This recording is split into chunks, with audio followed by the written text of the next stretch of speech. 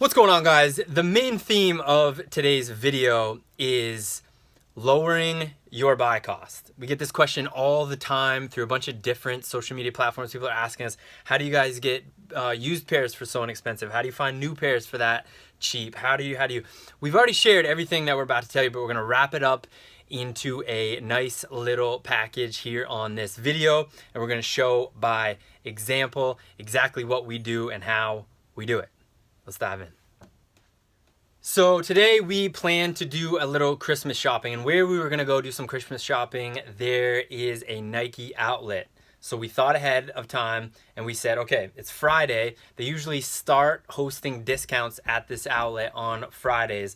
So our game plan, both to do some Christmas shopping and to take advantage of the sale, is to show up at the outlet right when they open. We talk about this all the time. When sales are being held, you gotta go when the shoes are least expensive, and the best chance to get the most least expensive shoes are when they're hosting sales. So it's Friday morning. The Nike outlet opens at 10 a.m. We got there a little bit before 10. We were there right when they opened the doors. We go in, they're hosting a 20% off sale. Now, we decided in this strategy that we wanted to try to find some StockX or some GOAT flips, and we did. We found a few. Let's see what we found. So we ended up finding 2 pairs of Air Max and 1 pair of SB Janoski 2s. These are always a good find. They're the triple black Air Max 2017s. We got them in a men's 7.5 and a men's 13. They're always really clean. They were doing a 20% off sale. So we got these, they were on sale, and then they had an additional 20% off. These Janoskis are really cool. Shout out to the Austin gentleman. He's a Mr. Janoski man. But we went through every single pair that was in the outlet, and these 2 flipped onto StockX, and this pair flipped onto GOAT while in store before we bought them. Yes, those pairs were sold in store before we purchased them. So then we just come home and we ship them into StockX and we ship them into GOAT. They get authenticated and we get paid. If you haven't watched our video on doing the outlet to StockX flip, make sure you go and check that out. We break down exactly how to do it, so you can do it potentially at your outlets as well. You can also do it in Marshalls. But today's video is about lowering your buy cost. So lesson 1, we went on discount day and we went in the beginning of the day. So we were first to look at the inventory, and it was discounted in addition to the sales that they are already having. Another thing that we do to lower our buy cost and get pairs for more inexpensive or for cheaper is we use an app called Raise.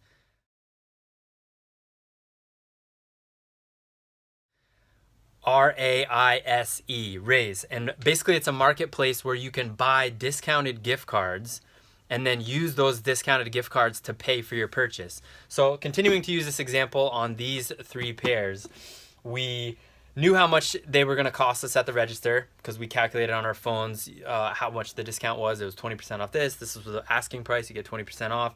We always keep in mind if we're in a state that charges tax, we figure out what the tax would be. Some states there is no tax, so you know exactly. Sometimes you gotta figure it out. It's 2%, 1%, whatever that may be. You gotta keep in mind the tax. We were in Maine today, so there was tax. So after the 20% off, we figure out what the tax is gonna be. We know exactly how much we're gonna pay, which means we know exactly how much our total is going to be. Then we can go onto the Raise marketplace again while we are in store, and we say, okay, let's just use a whole number. We're gonna spend $300. These weren't 300, but we bought some other stuff, you know, Christmas presents and stuff. But let's call it $300. We go on Raise, and the discount that you get on the gift cards fluctuates depending on the demand in the market. So sometimes the discount will only be like 0.1%. It doesn't really make sense. You're saving like 2 or 3 cents, blah, blah, blah. But sometimes it'll be higher. It'll be 5%, 10%. It could even be 11, 12, 15%. And so we went on today, we opened up the Raise app, and we found that there was a bunch of gift cards at a 7.5% discount.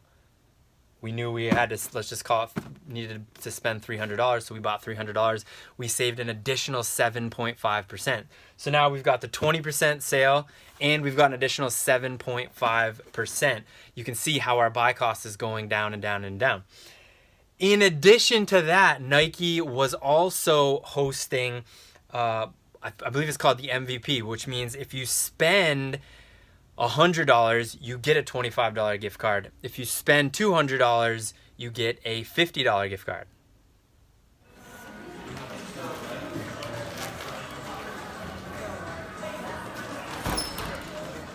All right, so continuing to use our example, we knew that the bill was going to be $300. So we went on, we bought $300 worth of those Raise gift cards. But then, because of the MVP cards, we knew that if we split it into 2 transactions, we'd spend $100 on one and $200 on the other. If you spend $100, you get $25. If you spend $200, so, and there's 2 of us, so we split the transactions into 2. What we didn't realize is there was a slight variance where I'm using the whole number 300, but it was actually more like 298, 296. So that's where these laces come into play. So we figured it out, and we were just under the radar. We were just under. It was like $298.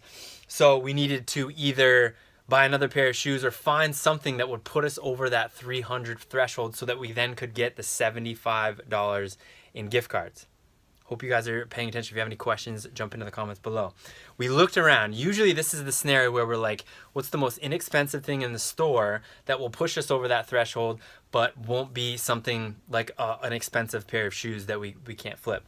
Again, we had already looked through every pair in the store. These are the only 3 pairs that we could instantly flip onto StockX. There wasn't really any good comps based on the prices on the marketplace we used to buy something and then try to flip it, you know, list it, sell it, photograph it, all that. So we didn't want to spend money on shoes. And then we know that they have laces, so we started looking around. It's usually up by the front counter, and we couldn't find where there was laces. So I started looking at socks. Do I need an extra pair of socks? You know, something that's inexpensive that would put us over that threshold. We asked the woman at the register, we said, hey, do you have any laces? She said, oh, yes. We just discounted a bunch of our laces. We just haven't put them out yet. All of a sudden, she comes out with a bunch of laces. They're 97 cents plus an additional 20% off. Finding real high quality laces under $1 is always key. We said, how many do you have? They came out with, I think it was like 10 or 15 that they had left. That they usually wait till there's a low amount, and then they are waiting for more to come in order to discount them. We said, all right, we'll take them all, and that'll put us over the threshold, so we'll meet the qualifications of getting those gift cards, and we'll be good to go.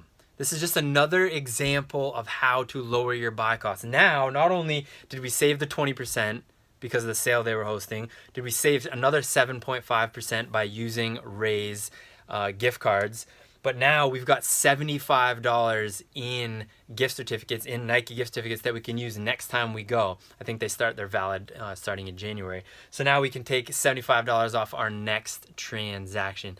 If you guys have any questions at all about lowering your buy cost, now this is just one example that we did today. We do these type of things when we're going into thrifts. We take advantage of rewards programs. We definitely go on discount days and thrifts, all these things. If you are just randomly going into an outlet and there's no sales being had, it's going to be a lot harder to find these kind of flips. It's going to be a lot harder to find shoes at a price that will leave enough room for you to make a profit. Be strategic, be thoughtful about how you're going sourcing, and you'll make the most out of your time. It doesn't make sense for us to go midweek. It doesn't make sense for us to go on non-discount days, all these things, because we're just increasing our buy cost and lowering our potential profit. So, in a recap of everything that we've just said, make sure you're going on discount days, whether it's new or used shoes. Make sure you're taking advantage of any rewards programs they have. Goodwill has rewards programs. Salvation Army has them. Savers has them. Use a marketplace like Raise, where you can buy discounted gift cards for Nike, Adidas. I believe they do have Under Armour. You can even buy gift cards, I think, into bigger retailers like Dick's Sporting Goods, things of that nature. I think they might even have discounted gift cards where you can buy them for Home Depot if you're going to be buying boxes, things of that. Take advantage of all these things, and then you'll see your buy costs start to go down. You'll see it start to plummet. You're definitely going to find more opportunities to flip pairs instantly onto StockX and on to GOAT. And in general, you're just going to be increasing your profit. Ignore all of these things and then just be okay with your buy cost being much higher or not finding as many pairs. Well, that's what it comes down to. Hope this helps. We're only going to share you what we do with ourselves. None of this is hypothesis. This is all stuff that we've tried and has worked for us in the past. If you guys have any questions, jump into the comments below. Until the next video, we hope you're enjoying each and every single step.